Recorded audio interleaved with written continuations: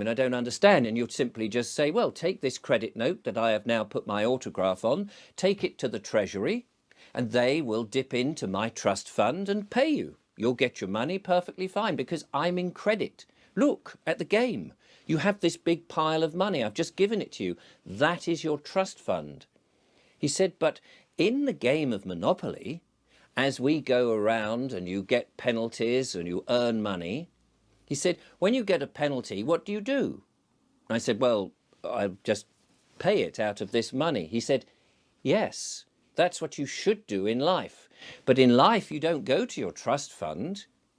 You pay it out of the money you've got a job, and your hard-earned job, you've got this hard-earned cash, real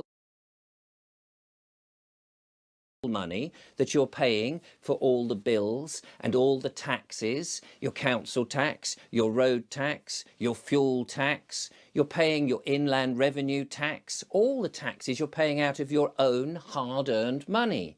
And yet you don't need to. You've got this rather plush trust fund, he said. He said, look at it, you can see it. And in the game of Monopoly, that is what you do. And I said, oh, yes. I see. He said, but the money is there. He said, yes, but because they don't tell you that you are the executor of the trust, you don't know. You just think you're in debt all the time and you're having to borrow money to buy a house and you get a mortgage and you're paying it all back. You could have got it straight from the trust and not had the bother. I said, wow.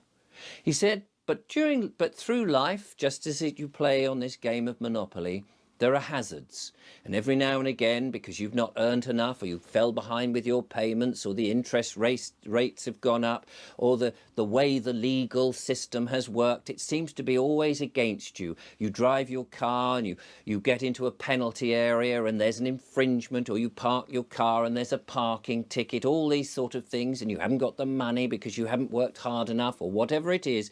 You could end up with summonses to a court. He said, do you know what a court is? A magistrate's court? And I said, well, yes, I've got an idea. He said, it's just the legal department of the Treasury. They want to make sure that you pay the bills or the infringements or the tickets and all of this. And so they'll administer it. So they'll have a convener, which they call a judge, at the magistrate's court, because all court sessions, all legal things start in a magistrate's court. I said, oh, yes. And you'll be summoned there. Now, of course, if you know that you're the executor, you can just tell them to say, well, just pay it out of the trust fund. But you don't know that, so you end up going to court. And the first thing that happens at court is, of course, they will say something like, for the record, state your name. And this is where the trick is played on you. Because you don't know who you are, you will say, my name is Richard Vobes. And at that moment, they've got you.